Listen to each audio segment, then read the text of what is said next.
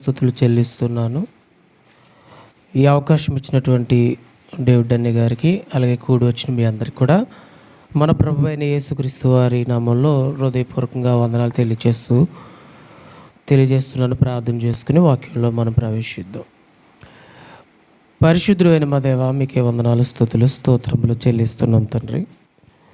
గతించిన కాలం నుంచి ఇప్పటి వరకు కూడా మీ అపారమైన ప్రేమ చేత మమ్మలను ప్రేమించి మీ సన్నిధిలో ఇలా తండ్రి మిమ్మల్ని ఆరాధించడానికి మీరు ఇచ్చిన గొప్ప భాగ్యాన్ని బట్టి మీకు స్తుతులు చెల్లిస్తూ కొన్ని నిమిషాలు తండ్రి విలువైనటువంటి నీ మాటలు మేము మాట్లాడుకొని చుండగా సంఘానికి అవసరమైనటువంటి ప్రతి మాటను మీరే అందించమని, మీ పరిశుద్ధాత్మతో నింపి నడిపించమని మా ప్రభువును ప్రియరక్షకుడైన యేసుక్రీస్తు వారి నామంలో ప్రార్థన అడిగి వేడుకుంటున్నాము తండ్రి, ఆమేన్.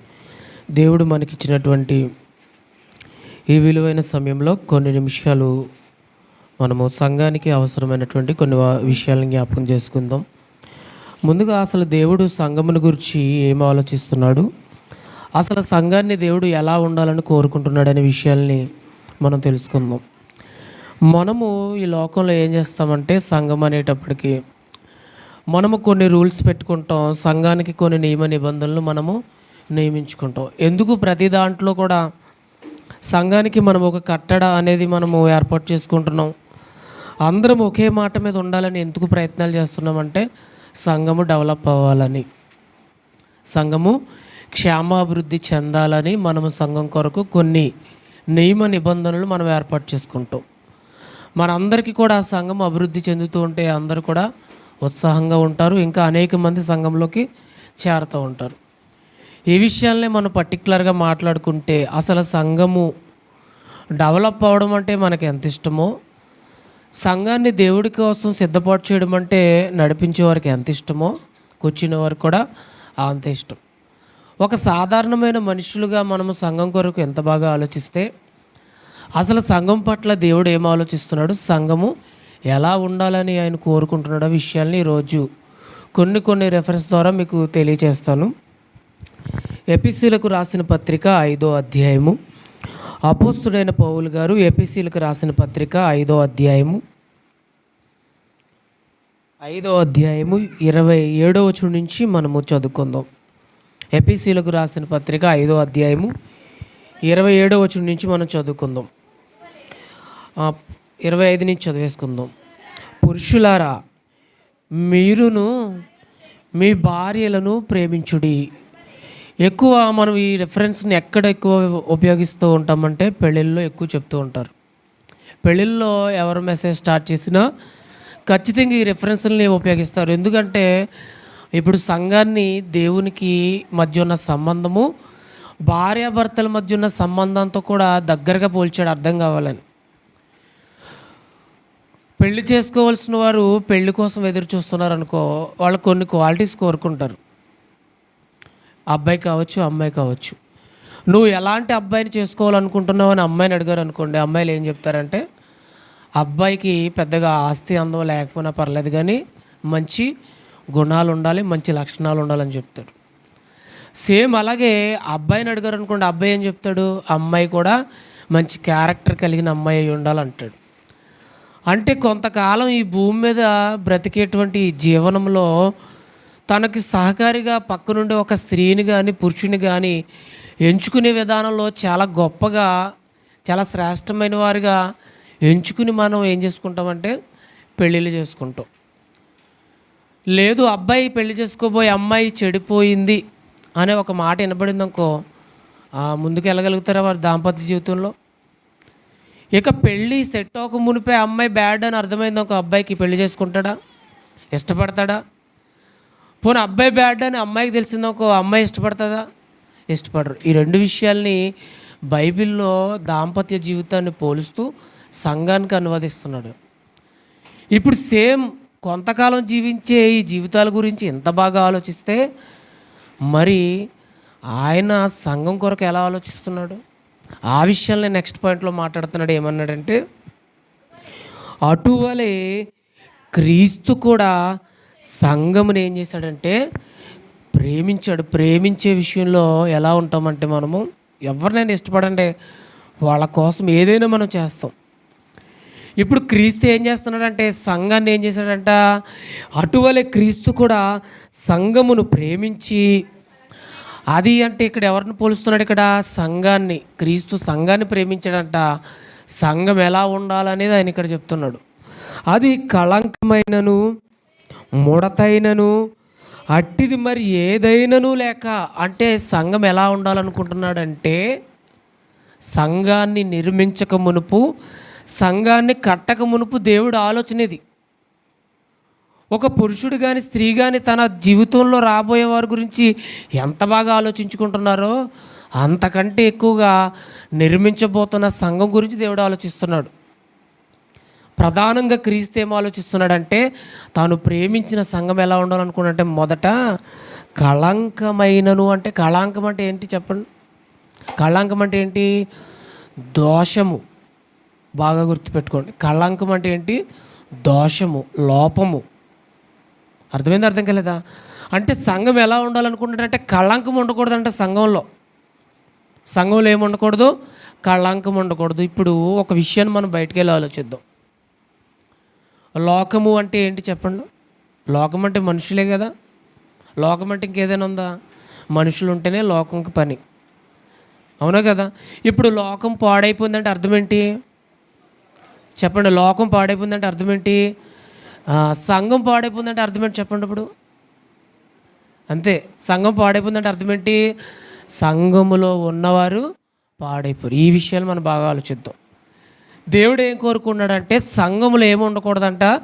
కళంకమైనను, అంటే ఎటువంటి లోపము సంఘములో ఉండకూడదు. ఏముండకూడదు?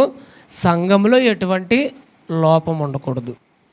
ఈ చర్చిలో లైట్లు బాగా వెలగట్లేదు అనుకో, ఏం చెప్పుకుంటాం? చర్చిలో చిన్న లోపం ఉంది, ఏంటంటే లైట్లు బాగా వెలగట్లేదు. వెలిగిస్తే ఏమవుద్ది? లైట్లు బాగు చేస్తామనుకో, ఆ లోటు క్లియర్ అయిపోయినట్టే. సౌండ్ సిస్టమ్ బాగా పనిచేయట్లేదు అనుకో, ఏం చేయించాలని ఉంది అందరూ ఆలోచన. ఇప్పుడు ఎలాగైనా సరే సౌండ్ సిస్టమ్ బాగు చేస్తే ఆ వాక్యం అనేది బయటికి వెళ్తుంది. చూసారా? చిన్న పొరపాటు సంఘంలో కొదువైన దాన్ని పూడ్చడానికి ఎంతమంది ఆలోచిస్తున్నామో. ఏదైనా తక్కువైతే ఈ సంఘంలో జరగాల్సిన కార్యక్రమాలకు ఆటంకం జరుగుతుందని దాన్ని మన వంతు భర్తీ చేయడానికి, దాన్ని పూర్తి చేయడానికి మనలో ప్రతి ఒక్కరం ఆలోచన కలిగి ఉన్నాం, అవునా కదా? బాగా ఆలోచించండి. సేమ్ ఇప్పుడు అలాగే ఆలోచిస్తే సంఘం గురించి మనము, ఈ కట్టడ గురించి మనం మాట్లాడుకుంటున్నాం, కానీ సంఘములో కొన్ని లోపాలు స్పష్టంగా కనిపిస్తున్నాయి. అపోస్తలుడైన పౌలు గారు కొరింథీలో ఉన్న సంఘంతో ఏమన్నాడంటే మీలో ఒక వదంతి కలదు అన్నాడు. సంఘంలో ఏముందంట? ఒక వదంతి, అంటే ఒక మాట వినపడుతుంది పౌలు గారికి. ఎంతో ఇష్టపడి వాక్యాన్ని ప్రకటించి ఆహార్నిశలు కష్టపడినటువంటి పౌలు గారు ఆ సంఘంలో ఒక లోపాన్ని విని బాధపడుతున్నాడు. ఏమన్నాడంటే మీలో ఒక వదంతి కలదు, మీలో ఒకడు మీ తండ్రి భార్యను ఏం చేశాడంట? ఉంచుకున్నాడట అన్నాడు. చూడండి, అంటే ఇవన్నీ ఎక్కడ జరుగుతున్నాయంటే సంఘంలోనంట. తండ్రి భార్య అంటే ఏమవుతుంది చెప్పండి? తండ్రి భార్య అంటే మీలో చాలామందికి జోకడుతున్నట్టు అనిపిస్తుంది కదా, లేదా? సమాధానం చెప్పండి. అయితే సంఘంలో ఒక వదంతి ఉందంట. వదంతి అంటే ఒక మాట వినపడుతుంది బయట. ఏంటంటే సంఘంలోనంట ఒకడంట తన తండ్రి భార్యను ఏం చేశాడంట? ఆ మాట విన్నప్పుడు పౌలు గారు అన్నాడు, ఎట్టి జారత్వము అన్యజనుల్లోనైనా ఏంటంట? వాళ్ళకు కూడా ఒక సెన్స్ ఉంది, ఇలాంటివి చేయకూడదని. కానీ ఎక్కడుంది ఈ లోపం? మరలా సంఘములో ఉందంటే చూడండి. అసలు ఇవన్నీ ముందుగా ఆలోచించాడు కాబట్టి క్రీస్తు సంఘాన్ని ఎలా చూడాలనుకుంటున్నాడు ఇక్కడ రాయించేశాడు. సంఘం అంట కళంకమైనను ముడతైనను మరి ఏదైనాను. ముడత అంటే చెప్పండి? ముడత అంటే మచ్చ కానీ ఇంక ఇవైనా కావచ్చు. మనం మార్కెట్లోకి వెళ్ళినప్పుడు ఒక ఫ్రూట్స్ కొనాలనుకున్నప్పుడు మనం బేరమాడుకుంటాం ఒక రేటుకి. వాడు తక్కువకు మాట్లాడమని మచ్చడిపోని డాగడిపోని ఇస్తే తీసుకుంటారా? ఎందుకు తీసుకున్నారు చెప్పండి? మీరు ఫ్రూట్స్ అవి తిని మీరు ఆరోగ్యంగా ఉండడానికి తీసుకుంటున్నారు. అవే పాడైపోని ఇస్తే మీరు ఏం తినడానికి ఉపయోగపడతాయా? అవసరమైతే కొండమైనా మానేస్తాం. ఇప్పుడు సంఘంలో కూడా దేవుడు ఎలా కావాలనుకుంటున్నాడంటే ఇదిగో సంఘంలోకి వచ్చే వాళ్ళందరూ సంఘంలోకి వచ్చిన తర్వాత అయినా, సంఘంలో కొనసాగుతున్నప్పుడైనా వారిలో ఏం కనపడకూడదు అంటే కళంకం కనపడకూడదు. ఏ కోణంలో చూసినా వాళ్ళని నిందిస్తాక ఎవరికి అవకాశం ఇవ్వకూడదు. సంఘంలో కళంకం ఉండకూడదు, ముడతైనా ఉండకూడదంట. మరి ఏదైనా నువ్వు ఇంకేదైనా కావచ్చు, ఇక ఏదైనా కావచ్చు. ఒక విషయం బాగా ఆలోచించండి. ఒక నింద మన మీదకి వస్తుందనుకో, ఆ నింద భరించేస్తాను దేవుడికి మహిమ అనుకోకూడదు. ఆ నిందను ఆపే ప్రయత్నం మనం ప్రతి ఒక్కరూ ఏం చేయాలి తెలుసా? ఆపాలి. నిందించేవాడు నిందిస్తూనే ఉంటాడన్నాం అనుకో, ఆ నింద మనం మోయడం కరెక్ట్ కాదు. నిందను ఏం చేయాలి? వీలైనంత త్వరగా ఆ నింద మరల మన మీదకి రాకుండా మళ్ళీ మనం భద్రం చేసేసుకోవాలి. ముడతైన మరి ఏదైనా లేక, చదవండి, మరి ఏదైనా లేక పరిశుద్ధమైనది గాను నిర్దోషమైనది గాను మహిమగల సంఘముగాను ఆయన తన ఎదుట దాన్ని నిలబెట్టుకొనవలెనని. ఎలా నిలబెట్టుకోవాలనుకున్నాడంటే సంఘాన్ని ఎప్పుడు అనే విషయాలన్నీ మీకు చాలా సింపుల్గా అర్థమయ్యేలా చెప్తాను వినండి. ఆయన సంఘాన్ని చివరికి తను ఎదుటికి వచ్చేటప్పుడు ఎలా ఉండాలనుకున్నాడంటే పరిశుద్ధమైనదిగా ఉండాలంట. సంఘం అంటే మీకు బాగా గుర్తొచ్చేలే మాట. మీకు బైబిల్ విషయాలు తెలుసు. సంఘం అంటే క్రీస్తు వారి శరీరం. ఆ శరీరంలో మనం అందరం ఎవరము? అవయవాలము. ఒక అవయవంగా ఉన్న నువ్వు సంఘము అభివృద్ధి పొందాలంటే నీ వరకు నువ్వేం చేయాలంటే నిన్ను నువ్వు ఎలా కాపాడుకోవాలి? పరిశుద్ధముగా. అదే చెప్తున్నాడు. సంఘాన్ని ఎలా చూడాలనుకుంటున్నాడంటే పరిశుద్ధమైనది గాను, చదవండి, పరిశుద్ధమైనది గాను నిర్దోషమైనది గాను. అంటే ఇదిగో మనం మీకు అందరికీ తెలుసు, నిర్దోషి అని ఎవరిని తీరుస్తారంటే వాడి మీద కొన్ని నిందలున్నా, కొన్ని అభియోగాలున్నా, అదంతా తీర్పులోకి వచ్చేటప్పుడు వాడి మీద చెప్పినవన్నీ కేవలము కల్పితము అన్నప్పుడే వాడిని ఏమంటారు చెప్పండి? అదంతా అబద్ధం అన్నప్పుడు ఏమంటారు? నిర్దోషి అంటాడు. ఇప్పుడు మనం చేసే ప్రతిదాన్ని బట్టి ఆయన ఎదుటికి వెళ్ళేటప్పుడు మన మీద నిందలు మోపేవాళ్ళు ఉంటారా? ఉండరా? ఉన్నారు ఆల్రెడీ మన కోసము. ఈరోజు సంఘముకి ఇలా కట్టబడ్డానికి ముందుగా హతులైన వారు ఉన్నారా లేరా? ఎంతోమంది ప్రాణత్యాగమే ఈరోజు మనకి పరిచర్య. ఈరోజు వాక్యం వింటున్నామంటే ఎంతమంది చనిపోలే చెప్పండి. ఈరోజు ఈ వాక్యాన్ని చదువుకున్నామంటే ఎంతోమంది తమ ప్రాణత్యాగం చేయడం వల్లే ఈ వాక్యం మనకు అందింది. అలాంటి వారందరూ కూడా మన మీద ఏం మోపకూడదు? నెక్స్ట్ నిర్దోషి అని మనం దేవుడు తీర్చాలి. సంఘాన్ని దేవుడు అలాగే కోరుకున్నాడు. సంఘం అంటే నేను తప్పితే మిగతా వాళ్ళందరూ అనుకోకండి, నీతో కలిపితేనే సంఘము. ఏ కారణం చేత అయితే మనం సంఘంలోకి వచ్చామంటే క్రీస్తు వారి శరీరంలోకి ఒక అవయవముగా మనం చేర్చబడ్డాం. శరీరంలో ఏ అవయవం పాడైపోయినా శరీరము హెల్దీగా ఉండగలుగుతుందా? హుషారుగా ఉంటామా మనము? మన శరీరంలో నా కిడ్నీ పాడైపోయింది అనుకోండి, నేను చురుగ్గా నడవగలుగుతానా? ఏదైనా పూనుకోగలుగుతానా? చేయలేనండి. నా గుండె సరిగ్గా పనిచేయట్లేదు అనుకోండి, నేను మాట్లాడగలుగుతానా? ఏదైనా బరువు లిఫ్ట్ చేయగలుగుతానా? ఎక్కడికైనా కదలగలుగుతానా? పోనీ నా కళ్ళు కనపడట్లేదు అనుకోండి, నేను ముందుకు నడవగలుగుతానా? నా చెవులు వినపడతలేదు అనుకోండి, మీరు మాట్లాడితే నాకు వినపడద్దా? నా కాళ్ళు చేతులు పనిచేయట్లేదు అనుకోండి, నేను దేనికి పనికి వస్తాను చెప్పండి? అవసరం ఉంటాను ఎవరికైనా? బాగా గుర్తుపెట్టుకోండి. ఇప్పుడు సంఘంలో అవయవాలు ఉన్న మనం అందరము మోగపోకూడదు. అర్థమైందా? అర్థం కాలేదా? మన పనితీరు ఎలా ఉండాలంటే టోటల్ ఈ శరీరం ఉరకలేస్తూ పరిగెట్టేలా ఉండాలి. శరీరంలో ఏ అవయవం పాడైపోయినా శరీరం ముందుకెళ్ళదు. శరీరంలో ఏ అవయవం ఒక్కటికి సరిగ్గా పని చేయకపోయినా బాధ ఎవరికంటే శిరస్సుకే. శరీరంలో ఎక్కడ కాళ్ళలో ముళ్ళుగుచ్చుకున్నా నీళ్ళు ఎక్కడి నుంచి బాధ ఎక్కడ కనపడుతుంది చెప్పండి? కాళ్ళు ముళ్ళుగుచ్చుకుందని కాలు బాధపడుతుందా? ఎవరు బాధపడతారో ఈ శిరస్సులో నుంచే కనపడుతుంది. ఇప్పుడు శరీరంలో ఉన్న అవయవాలు ఉన్న మనము ఏ ఒక్కరము తప్పుడు దారిలో వెళ్ళిపోయినా, స్వేచ్ఛగా బ్రతికినా, వాక్యానికి విరుద్ధంగా మనం బ్రతికినా నిన్ను నన్ను బట్టి సంఘం పాడైపోతుంది. దాన్ని బట్టి ఎవరు బాధపడుతున్నారయ్యా అంటే ఈ సంఘానికి శిరస్సుగా ఉన్న క్రీస్తు బాధపడుతున్నాడు.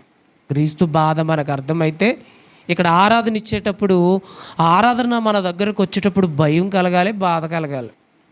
నా ద్వారా సంఘం పాడైపోతుంది, నా ద్వారా నువ్వు బాధపడుతున్నావు, అయినా నా మనసును చంపుకుని ఎలా తాగలను నీ శరీరాన్ని, నీ రక్తాన్ని అని మనకి భయము బాధ రెండూ రావాలి. ఈ రెండూ రావట్లేదనుకో మన మనసులు ఎప్పుడో కఠినమైపోయినాయని అర్థం కావాలి. అర్థమైంది? అర్థం కాలేదా? బాగా ఆలోచించండి. ఆయన ఏమనుకున్నాడంటే సంఘం అంట ఆయన ఎదుటికి వచ్చేటప్పటికి పరిశుద్ధంగా కనపడాలంట. అంటే అవకాశం ఇస్తున్నాడా లేదా? ఆయన ఎదుటకు వచ్చేటప్పటికి ఎలా ఉండాలంటే సంఘము పరిశుద్ధంగా ఉండాలంటే సంఘం మీద ఎటువంటి దోషము కనిపించకూడదు. నిర్దోషమైనది గాను మహిమగల సంఘముగాను. మహిమగల సంఘం. మహిమ అంటే మనము కొన్ని పదాలను బట్టి ఘనత, కీర్తి, ప్రతిష్టత, విలువ ఇవన్నీ కూడా మనము దీంట్లో చేర్చవచ్చు.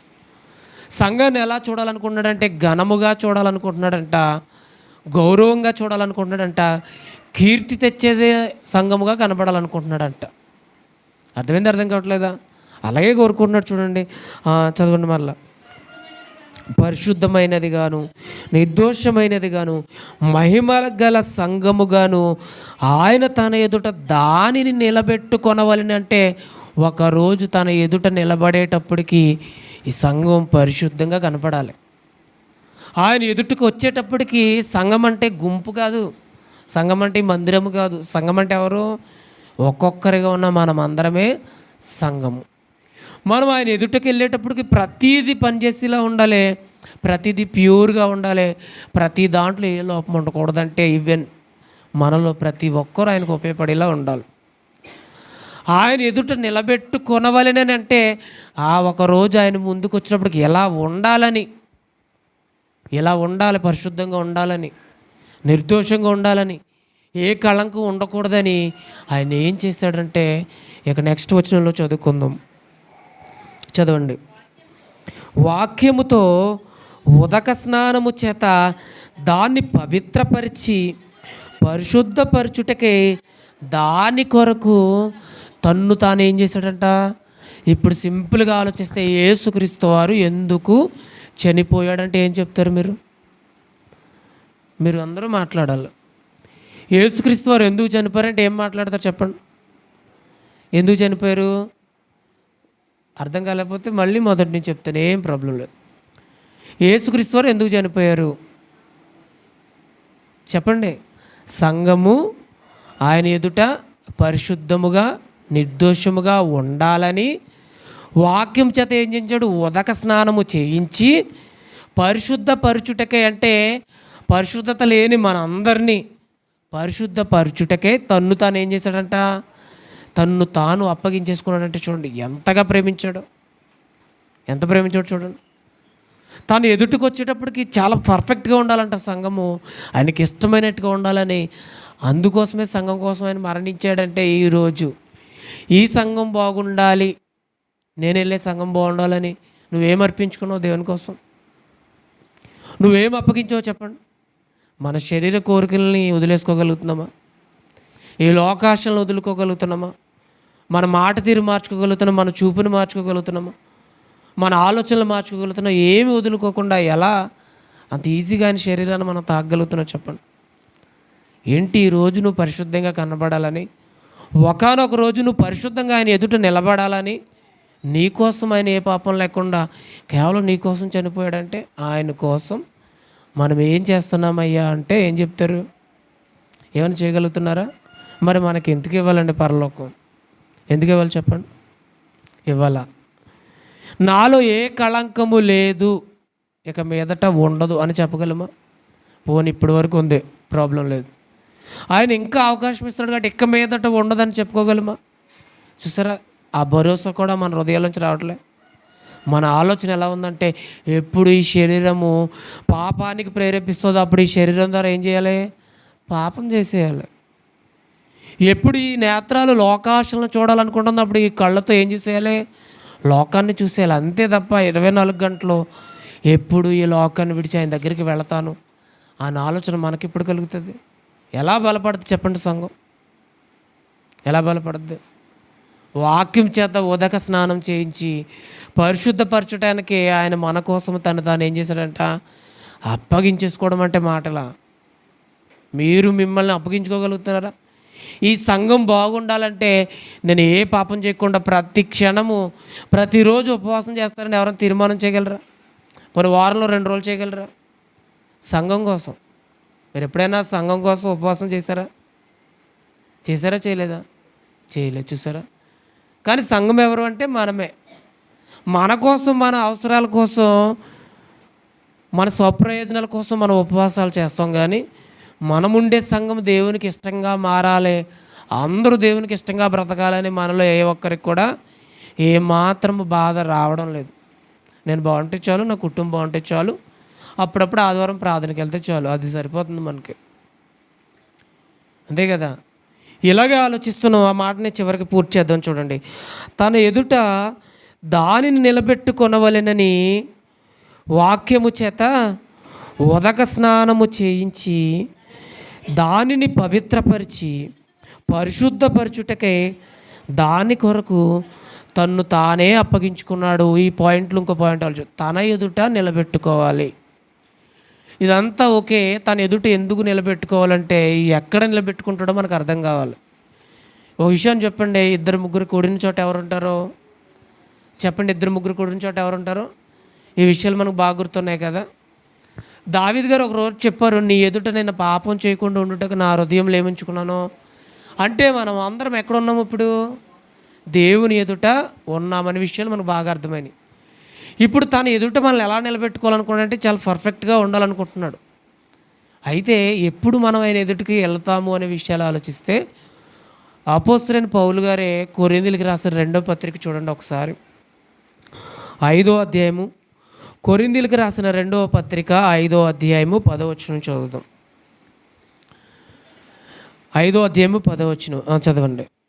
ఎందుకనగా తాను జరిగించిన, అంటే ఈవెన్ మనలో సంఘంలో ఉన్న ప్రతి ఒక్కరము, నా వరకు నేను, మీ వరకు మీరు, తాను జరిగించిన క్రియల చొప్పున అవి మంచివైనా సరే చెడ్డవైనా సరే, అంటే మన వరకు మనం తీసుకున్న నిర్ణయాలను బట్టి, మన జీవితాన్ని బట్టి, నువ్వు మంచి చేసినా చెడ్డ చేసినా ఈ దేహముతో, అదే చెప్తున్నా చూడండి, దేహముతో జరిగించిన వాటి ఫలమును ప్రతి వాడును పొందినట్లు మనమందరమును క్రీస్తు న్యాయపీఠము ఎదుట ఒకరోజు ఏమవ్వాలంట?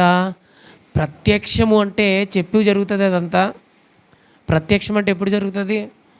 నువ్వు ఊహించలేని సమయంలో. అంటే ఏ రోజు చనిపోతాం మనకు తెలీదు. చనిపోయేటప్పుడు ఒకటి బాగా గుర్తుపెట్టుకోండి, మనం ఈ దేహంతో జరిగించింది ఏ క్రియ అయినా సరే దానికి ప్రతిఫలం పొందాలి. మంచి చేసావా, దానికి తగిన ఫలం ఎక్కడ పొందుకుంటావు? క్రీస్తు న్యాయపీఠం ఎదుట. అంటే అక్కడ ఏం దొరుకుతుంది చెప్పండి? ఇప్పుడు అందులో పదంలోనే అర్థం ఉంది, న్యాయపీఠం. ఏం జరగాలి అక్కడ? న్యాయం జరగాలి. ఇప్పుడు ఇక్కడ ఎవ్వరు అడగట్లేదని నీకు నచ్చినట్టు నువ్వు బ్రతికేస్తున్నావు అనుకో, ఒకరోజు నువ్వు అక్కడ ప్రత్యక్షం కావాలి. ఆ మాట మనకు గుర్తుండాలి. ఎందుకంటే ఈ దేహంతో స్వేచ్ఛగా గడిపేస్తున్నాం కదా, ఈ శరీరం ఏది కోరుకుంటే అది ఇచ్చేస్తున్నాం కదా. ఇప్పుడు పరిశుద్ధమైన సంఘంలో పరిశుద్ధమైన రక్తం చేత కడగబడి ఆయన ఎదుటి నిలబెట్టుకోవాలని నీకోసం చనిపోయాడు కదా, ఆయన ఎదుటి నువ్వు రావాలి. ఆ రోజు నిన్ను అడగకుండా ఉంటాడా? అడగడా? ఏం చేసి నువ్వు నా కోసం ఏం అర్పించి నా శరీరాన్ని తీసుకున్నావు, నా రక్తాన్ని తాగవని ఆయన అడగకుండా ఉంటాడా? అడగడా? అడుగుతాడు. ఆ భయం కూడా మనకు లేదు.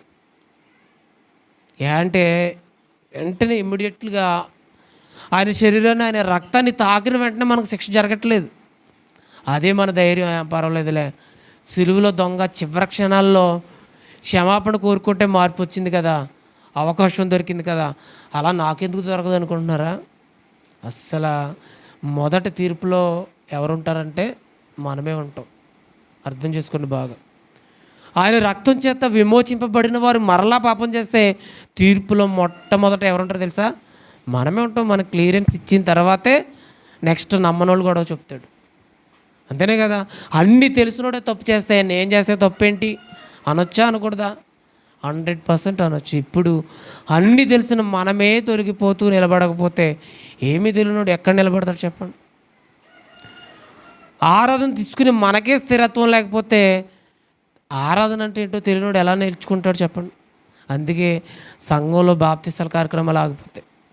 తెలుసా మీకు? ఒకడు బాప్తిసం పొందుకున్నాడంటే వాడి వ్యక్తిగత జీవితాన్ని, వాడి ఆత్మీయ జీవితాన్ని పోల్చుకుంటే ఇంకొకడు భయం కలగాలి, వాడు ముందుకు వచ్చేయాలి. ఏమో ఒకవేళ రక్షణ నేను పొందుకోకపోతే ఆయన రాకడ వచ్చేస్తే నేను ఏమైపోతాను, ఆ భయం వాడు కలగట్లేదంటే ఏం చేస్తున్నాం చెప్పండి? రక్షణలోకి వచ్చిన మనం నిలబడట్లేదని అర్థం. కనీసం మన ద్వారా కొత్తోడు బలపడలేకపోతాడు. చూడండి, బయట వాళ్ళు కూడా వదిలేండి, బయట వాళ్ళు మనం పోగైన అవసరం లేదు. మనలో ఉన్నవాళ్ళు ఎవరైనా మనల్ని చూసి బాప్తిసం తీసుకోవాలని అనుకుంటున్నారా?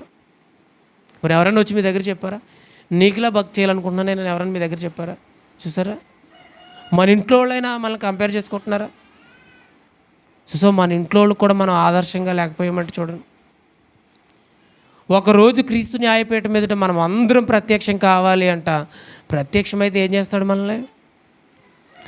సరే నువ్వు నమ్ముకున్నావు కాబట్టి నీకు అవకాశం ఇస్తున్నాను, పక్కెళ్ళి మార్చుకుని వచ్చి అంటాడా? ఒకటే జడ్జిమెంట్, అటు నరకమా స్వర్గమా డిసైడ్మెంట్.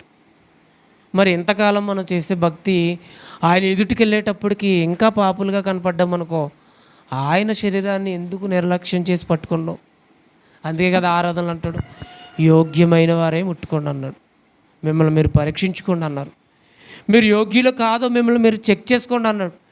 ఎందుకు ప్రతి మాటను అంత స్పష్టంగా రాయించాడు అంటే అది ఆషామాషిగా తీసుకునేది కాదు. సంఘం అంటే ఆఫ్టర్ ఆల్ కాదు. సంఘం అంటే ఎల్లొచ్చేచ్చులు అనుకోకూడదు.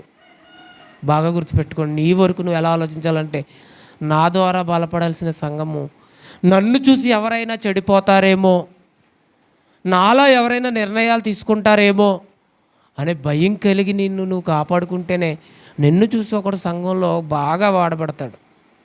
అర్థమైంది? అర్థం కావట్లేదా? నన్ను ఎవరు అడుగుతారులే, నేను చేసేది నన్ను ఎవరు చూస్తారులే అని మనం అనుకుంటే ఆయన ఎదుటే మనం ఉన్నామనే విషయాన్ని కూడా మనం ఏం చేయాలి? ప్రతి క్షణము జ్ఞాపం చేసుకోవాలి. ఇంకెక్కడ మనం నిలబడాలి అంటే ఇంకొక రెఫరెన్స్ చూడండి.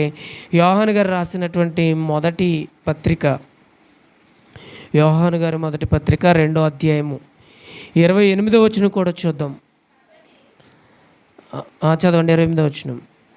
కాబట్టి పిల్లలారా, ఆయన ప్రత్యక్షమగునప్పుడు, చూడండి, యేసుక్రీస్తు వారు ఈ లోకానికి ప్రత్యక్షమవుతారు ఒక రోజుని.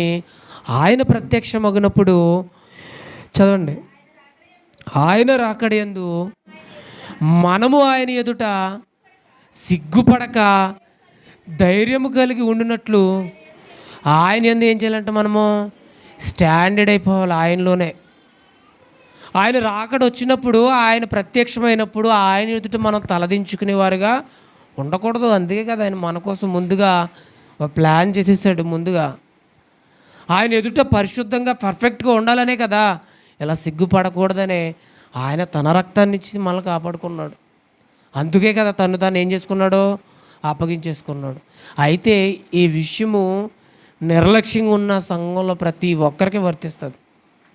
ఏమొద్దులే అనుకుంటే ఆయన ఖచ్చితంగా ప్రత్యక్షమవుతాడు. ఆయన రాకడలో మనం ఆయన ఎదుట నిలబడతాం. ఆ రోజు ఏం చేసుకోవాలి? ఖచ్చితంగా ఆయనకి ఇష్ట ప్రకారం పరిశుద్ధంగా మనం బ్రతకపోతే ఆయన ఎదుట ఏం చేయాలి? సిగ్గుపడాలంట. సిగ్గుపడతారా? ఇక్కడే మనం సిగ్గుపడే సందర్భాలు బోల్డ్ ఉంటాయి.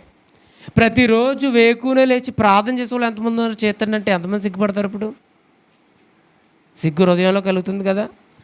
ప్రతిరోజు వాక్యం చదివి వాళ్ళు ఎవరు చేస్తానంటే ఎంతమంది ఎత్తారు? హృదయంలో సిగ్గు కలుగుతుంది కదా. ప్రతి క్షణము క్రీస్తు కొరకు నిన్ను కాపాడుకోగలుగుతున్నావు అంటే ఎంతమంది కాపాడుకోగలుగుతున్నారు?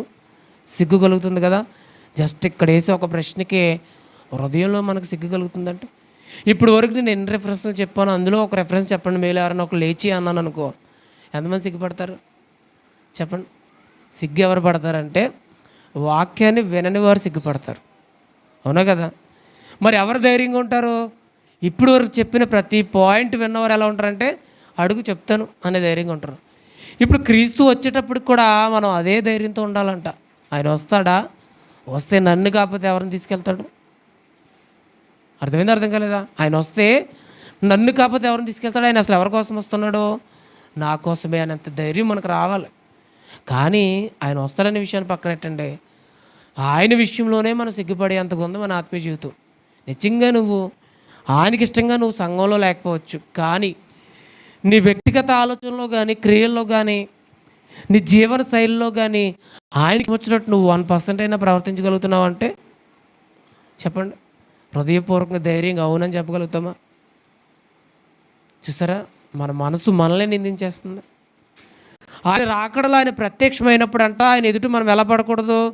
సిగ్గుపడకుండా ఉన్నట్లు ధైర్యంగా ఆయన యందు ఏమై ఉండాలంట, నిలబడిపోవాలంటే ఒకసారి క్రీస్తులోకి వచ్చి క్రీస్తు కోసం బ్రతుకుతానని నిర్ణయం తీసుకున్న మనం అటు ఇటు పోకూడదు. ఈ లోకం మనల్ని ప్రేరేపిస్తుంది పాపం చేయడానికి, అటువైపు వెళ్ళిపోకూడదు.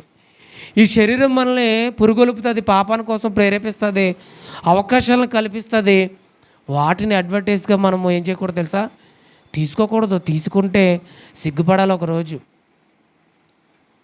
ఇంకొక విషయాన్ని చూడండి. తెస్సలోనికి రాసిన మొదటి పత్రిక 3వ అధ్యాయంలో చూడండి. అపోస్తులైన పౌలు గారే తెస్సలోనికలో ఉన్న సంఘానికి 3వ అధ్యాయము 12వ వచనంలో ఒక మాటను కూడా చదువుకుందాం. మరియు మన ప్రభు అయిన యేసు తన పరిశుద్ధులు అందరితో వచ్చినప్పుడు, ఇవన్నీ ఎప్పుడు జరుగుతాయి అంటే ఆయన రాకడలో. బాగా గుర్తుపెట్టుకోండి. మనం సిద్ధపడిపోదాం అని చెప్పుకోవడం కాదు, సిద్ధపడిపోవాలని పాటలు పాడుకోవడం కాదు. డిసైడ్మెంట్ వచ్చేయాలి. ఆయన వస్తే నేను వెళ్ళిపోవాలి, ఆయనతో ఫిక్స్ అయిపోవాలి మనం. అదే చెప్తున్నాడు. మరియు మన ప్రభువైన యేసు తన పరిశుద్ధులు అందరితో వచ్చినప్పుడు మన తండ్రి అయిన దేవుని ఎదుట మన హృదయాల గురించి ఆలోచిస్తున్నాడు. క్రీస్తు వారు మన పరిశుద్ధతను, మన పవిత్రతను, మన నిర్దోషతత్వాన్ని ఆయన చూస్తే తండ్రి అయిన దేవుడు ఏం చూస్తున్నాడంట, ఏం చూస్తున్నాడు సార్, మన హృదయాలను చూస్తున్నాడు. బాగా గుర్తుపెట్టుకోండి. ఇప్పుడు సంఘంలో మీలో ఎవరు ఎలా ప్రవర్తిస్తున్నారో ఇక్కడ అందరికీ తెలుసా తెలీదా? మీరు ఎలా ప్రవర్తిస్తారో ఇక్కడ ఉన్న వాళ్ళందరికీ తెలుసా తెలీదా? అప్పుడు మీరు ఏం చేయాలి? తెలిస్తే ఏం చేస్తారు, నన్ను అంటారా చెప్పండి. అంటే అప్పుడు తెలిసినోడు చేస్తాడు. ఇది తప్ప నువ్వు చెప్పగలుగుతావు, తర్వాత చెప్పగలుగుతారా? చెప్పలేరు. తెలిసిన మనమే చేస్తే తెలియనోడికి మనం అస్సలు చెప్పలేం.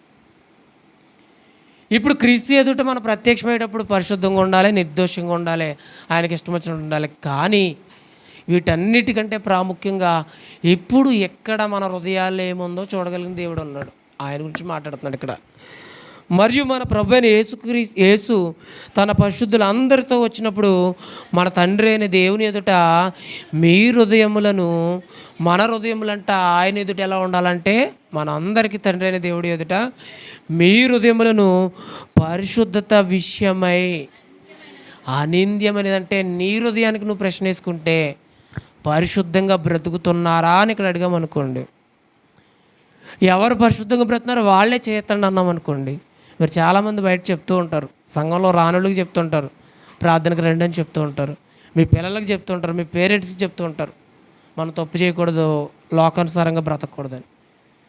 ఇప్పుడు మీరు పరిశుద్ధంగా బ్రతుకుతున్నారా అని ఒక ప్రశ్న వేసినప్పుడు, ఇప్పుడు చెయ్యొద్దని అన్నావు అనుకో, నువ్వు చెయ్యకపోతే నీ పిల్లల్ని నిరాకరించేస్తారు. నువ్వు చెయ్యకపోతే నీ పేరెంట్స్ నేను ఏం చేస్తారు తెలుసా, రిజెక్ట్ చేసేస్తారు. నీ పక్కోడు నువ్వు రేపు పొద్దున్న చెప్పినా వెండు, అప్పుడు నువ్వేం చేస్తావు చెప్పండి? చిన్నపాటి అబద్ధం నన్ను ఏం చేస్తుందని ఈజీగా ఏం చేస్తావు అంటే చేయెత్తేస్తావు. అంతవరకు ఓకే, నిన్ను మెచ్చుకోవచ్చు, ఎంతవరకు నిన్ను తప్పుగా అనుకున్నాను అనుకోవచ్చు, అపార్థం చేసుకున్నాను అనుకోవచ్చు, క్షమాపణ చెప్పచ్చు. అయితే ఒక విషయాన్ని గుర్తుపెట్టుకోండి, నీ హృదయం నిన్ను సహకరిస్తుందా? నీ హృదయం నిన్ను ప్రోత్సహిస్తుందా? ఇదిగో నువ్వు కరెక్ట్గా లేవా, నీ హృదయం నీకు చెప్పట్లేదా? అదే అన్నాడు. మీ హృదయం ఎలా ఉండాలంటే ఆయన ఎదుటికి వచ్చేటప్పుడు తండ్రి అయిన దేవుని ఎదుట ఎలా ఉండాలన్నాడు, చదవండి మాట. మీ హృదయములను పరిశుద్ధత విషయం అంటే ఎటు చూసినా పరిశుద్ధతనే పోలుస్తున్నాడు. అంటే సంఘం ఎలా ఉండాలని దేవుడు కోరుకుంటున్నాడంటే, ప్రతి పత్రికలో పరిశుద్ధులైన సంఘమునకు శుభములు, పరిశుద్ధులకు. సంఘం ఎలా ఉండాలంటే పరిశుద్ధంగా ఉండాలనుకుంటున్నాడు. సంఘంలో ఉండే ప్రతి ఒక్కరు ఎలా ఉండాలంట, పరిశుద్ధులుగానే ఉండాలి. ఏమండి, అందరూ సంఘంలో 100 మంది ఉన్నారు, 99 మంది పర్ఫెక్ట్గా ఉన్నారు కదా, నన్ను ఒక్కడిని క్షమించడా అంటకుందా? 100% అని దేని అంటారంటే, ఇంత లోపం కూడా లేనప్పుడు ఏమంటారు తెలుసా, 100% అంటారు. లేదంటే ఎంత చెప్తారు, 99 అంటారు. అంతేనే కదా. అంటే సంఘంలో ఏ ఒక్కరు కూడా అలాంటి విషయాలకు అవకాశాలు ఇవ్వకూడదు. పరిశుద్ధత విషయంలో ఒక సేవకుడు కావచ్చు, సంఘ పెద్ద కావచ్చు, విశ్వాసి కావచ్చు, రక్షణ పొందినోడు కావచ్చు, పొందనోడు కావచ్చు, ఎవరైనా ఇక్కడ ఎలా ఉండదు తెలుసా, చాలా పర్ఫెక్ట్గా ఉండాలి సంఘంలో చేర్చబడ్డామంటే. అలా ఉంటేనే ఈ సంఘంలో జరిగే ప్రతి కార్యక్రమం కూడా అభివృద్ధి పొందుద్ది, సంఘం డెవలప్ అవుద్ది. మనం ఎక్కడోళ్ళం అక్కడ ఉంటే సరిపోద్దా? ఇంతేనా? మీలో ప్రతి ఒక్కరు అనుకున్నారా మేము సరిపోతామండి, మేము ఇలా ఉంటే చాలు దేవుడికి ఇష్టంగా ఉన్నామని మీరు ఎవరైనా చెప్పగలరా? ఇలా ఉంటే చాలు దేవుడికి ఇష్టంగా ఉన్నాం మీరు చెప్పగలరా? చెప్పగలరా? ఇంత సరిపోద్దా? మనకు జనం అవసరం లేదు, ఓకే వదిలేద్దాం. బయట వాళ్ళు ఎవరిని పొగ ఎక్కలేదు, అవసరం లేదు. పెద్ద చర్చి కట్ట అవసరం లేదు, ఏమొద్దు. మన వరకు మనం ఆయన దగ్గరికి వెళ్ళగలమా? పోనీ మన ద్వారా ఇక్కడ ఉన్న వాళ్ళన్నా మనల్ని చూసి నేర్చుకోగలరా? చెడిపోతున్నారా? ప్రశ్నించుకుందాం. ఇలాగే ఆలోచించండి. మన హృదయం అంట ఆయన్ని చూసేటప్పటికి ఎలా ఉండాలంటే నిర్దోషమైనదిగా ఉండాలంట. చూసారా? అందరూ చూడగలరు, కానీ హృదయాన్ని ఎవరు చూడగలరు? ఇప్పుడు ఇక్కడ నువ్వు ఎలా ఆలోచిస్తున్నావు అనేది తెలియదంటారా? నీ హృదయం ఎలా ఉందో ఆయన తెలుసు. ఆయన చూస్తున్నాడు. ఇప్పుడు నిజంగా ప్రతి మాట నువ్వు సరి చేసుకుని ఇలానే ఉన్నావా, నాకెందుకులే అనే పెడచోని పెడుతున్నావా ఎవరో తెలుసు ఆల్రెడీ. మీలో ఎవరైనా నేను వాక్యం చెప్పినప్పుడు నన్ను డిస్టర్బ్ చేశారనుకో, మీ ఒక్కరిని బట్టి నేను వాక్యం ఆపిస్తాను అనుకో, మీలో ఏమనుకుంటారు చెప్పండి? ఏమనుకుంటారు? మామూలుగా చెప్పండి, పర్వాలేదు. పోనీ మీ వరకు ఆలోచించుకోండి. మీ ఒక్కరిని బట్టి నేను వాక్యం ఆపిస్తాను అనుకో, నీ వరకు నువ్వేం ఆలోచిస్తావు? నా వల్ల ఈరోజు వాక్యానికి కూడా ఆటంకం అయిపోయినా అంటే నేను సరిగ్గా లేనని నీకు అర్థమవుతుంది, అర్థం కావట్లేదా? యాస్టీస్ నీ ద్వారా సంఘం ఆగిపోతుంది. ఇప్పుడు బాగా గుర్తుపెట్టుకోండి. నన్నే అన్నాడని మీరు అనుకోండి, ఎవరినైనా పర్లేదు. తర్వాత మీరు నన్ను ఏమనుకున్నా పర్లేదు, నన్నే అంటున్నాడు, కావాలని నన్నే అన్నాడు అనుకోండి, నన్ను మీరు ఏమనుకున్నా పర్లేదు. నా ద్వారానే ఈ సంఘం ఆయన ఎదుటకి వెళ్ళడానికి సిగ్గుపడుతుంది, నా ద్వారానే ఈ సంఘం పాడైపోతుంది, నా ద్వారానే ఏం జరుగుతుంది తెలుసా? సంఘము బలహీన పడిపోతుంది అనుకోండి. ఇప్పుడు ఆలోచనలోకి వస్తాం ఏం చేద్దామని. అర్థం కాలేదా? ఇదే విషయం చెప్పాడు ఇక్కడ. ఆయన ఎదుటికి వెళ్ళేటప్పుడు మన హృదయం ఎలా ఉండాలంటే నిర్దోషమైనదిగా ఉండాలంట. చూడండి ఆ మాట వల్ల, మీ హృదయములను పరిశుద్ధత, జస్ట్ పరిశుద్ధత విషయం అయితే ఎలా ఉండాలంట? అనింద్యమైనదిగా ఆయన స్థిరపరచుటకే మేము మీ ఎడల ఎలాగూ ప్రేమలో అభివృద్ధి పొంది వర్ధిల్లుచున్నాము, అలాగే మీరు కూడా ఒకని ఎడల ఒకడు మనుషులందరి ఎడల ప్రేమలో మనం అందరం ఏం చేయాలంటే అభివృద్ధి పొందాలి అంట.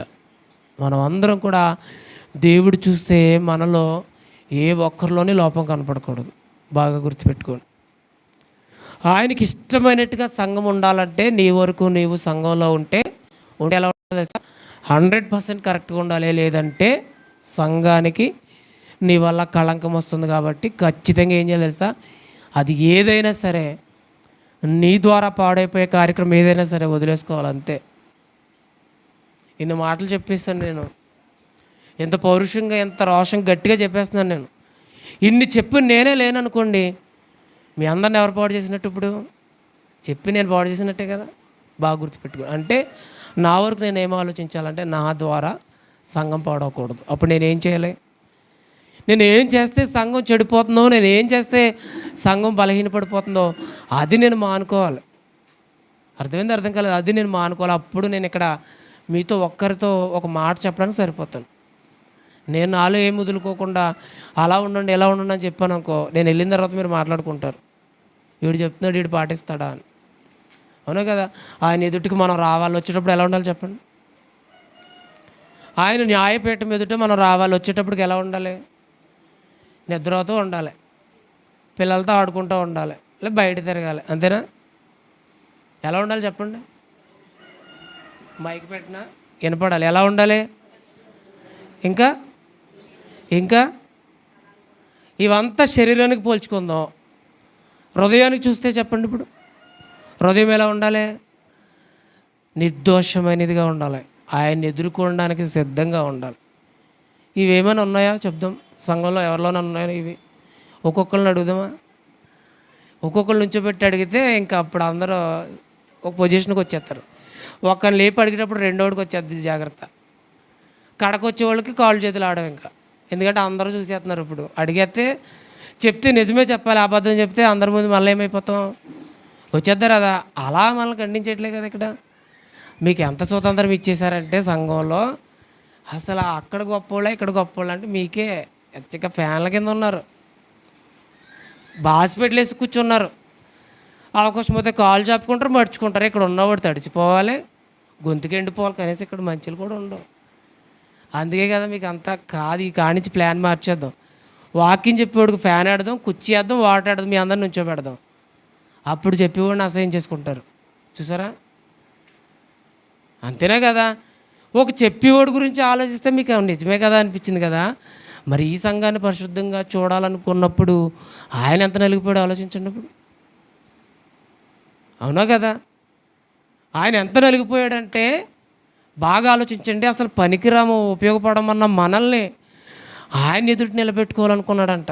అవకాశం ఉందా అసలు? మనం ఎవరైనా ఒక ఎమ్మెల్యే దగ్గరికి వెళ్ళాలనుకోండి, నేను నీకు ఓటేసాను కదా అని మీరు కాలు ఎగరేసుకుని ఎదరికి వెళ్ళగలుగుతారా? ఏం కావాలి మీకు చెప్పండి? ఏం కావాలి?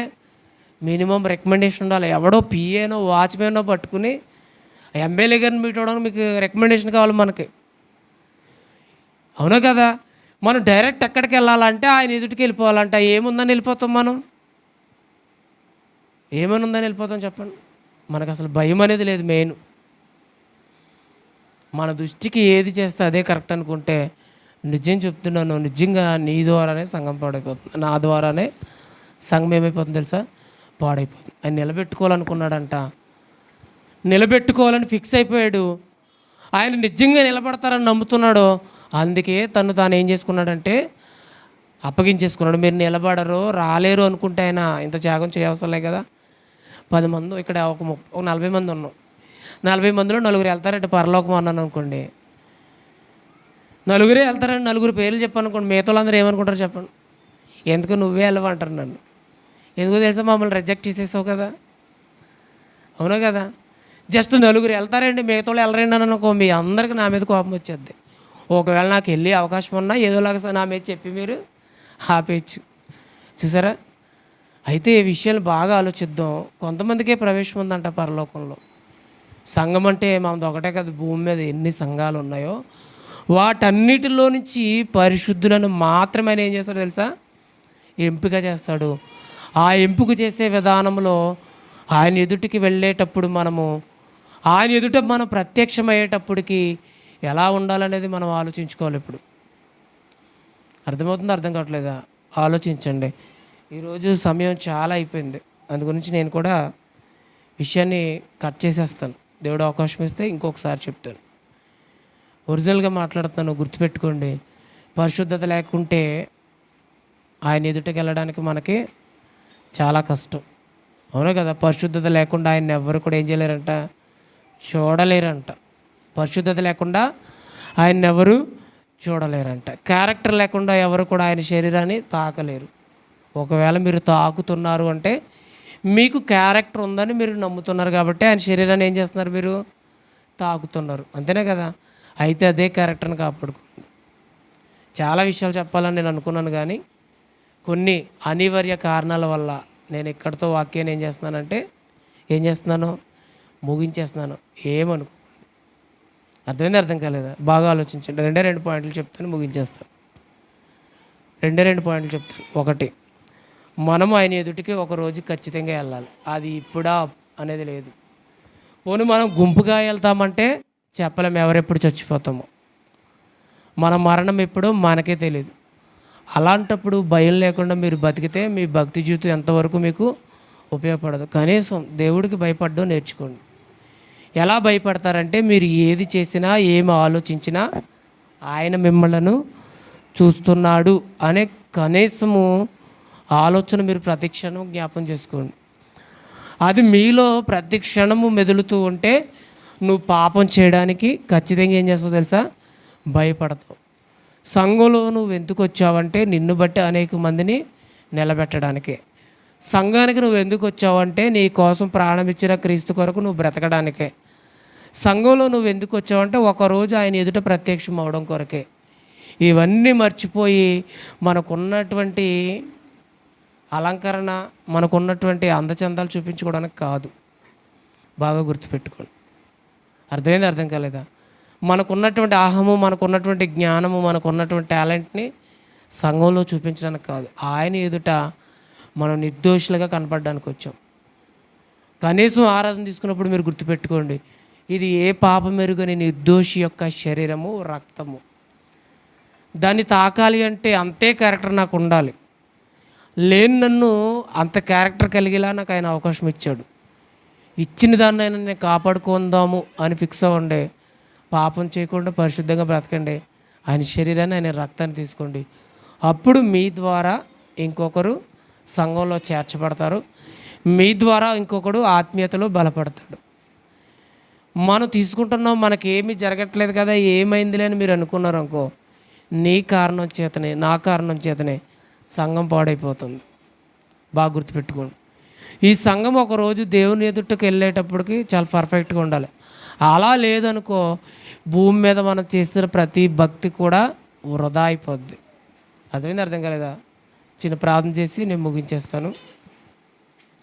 ప్రార్థన చేసుకుందాం. పరిశుద్ధమైన తండ్రి, మీకే స్తుతులు స్తోత్రములు దేవా. అవును తండ్రి, సంఘాన్ని మీ ఎదుట మీరు ఎలా ఉంచాలనుకున్నారో దేవా, ఆ ప్రతి విషయాన్ని కూడా ఆలోచిస్తే తండ్రి, అవును దేవా, మీ కుమారుడు తను తాను ఎందుకు అప్పగించుకున్నాడంటే తండ్రి, ఈ సంఘం ఒకరోజు ఆయన ఎదుట నిలబడాలని. కానీ సంఘముగా కూడి ఉన్న మేము తండ్రి, మాలో ఏ ఒక్కరు ఆలోచించుకున్నా నీ ఎదుటికి రాలేమో అనే భయము మాలో లేదు దేవా. మాకపోతే ఎవరికి ఇస్తావు అనే ధీమాగా మేము భక్తి చేస్తున్నామేమో తండ్రి. మమ్మల్ని మేము పరీక్షించుకుని ప్రతి క్షణము తండ్రి సంఘ క్షేమాభివృద్ధి కొరకే దేవా, మా జీవితాల్లో మేము చేస్తున్నటువంటి ప్రతి పాపమును, సంఘానికి అభ్యంతరం కలిగించేటువంటి ప్రతి కారణమును మేము విడిచిపెట్టి నీ ఎదుట పవిత్రంగా బ్రతకడానికి, మీ కుమారుని త్యాగానికి గుర్తింపుగా మమ్మల్ని మేము పరీక్షించుకోవడానికి అన్ని విషయాల మీరే సహాయమును సహకారమును అనుగ్రహించమని దేవా, మీకు ఇష్టమైతే మరొక సమయంలో మిమ్మల్ని గురించి ఇంకనూ లోతైన విషయాలు మేము తెలుసుకోవడానికి మీ కృపను దయచేయమని, సమస్త ఘనత మహిమ ప్రభావాలు మీరే పొందుకొనమని మా ప్రభును ప్రియ రక్షకుడైన యేసుక్రీస్తు నామంలో ప్రార్థన అడిగి వేడుకుంటున్నాము తండ్రి. ఆమేన్. అందరికీ వందనాలు. చాలా చక్కటి మాటలు తెలియజేసినటువంటి సహోదరుడికి క్రీస్తు వారి నామన హృదయపూర్వకంగా అందాలండి. ఒక 2 మాటలు తెలియజేసి, ప్రకటన తెలియజేసి నేను ప్రార్థన చేసి బయలుదేరిపోదాము. విషయం ఏంటంటే,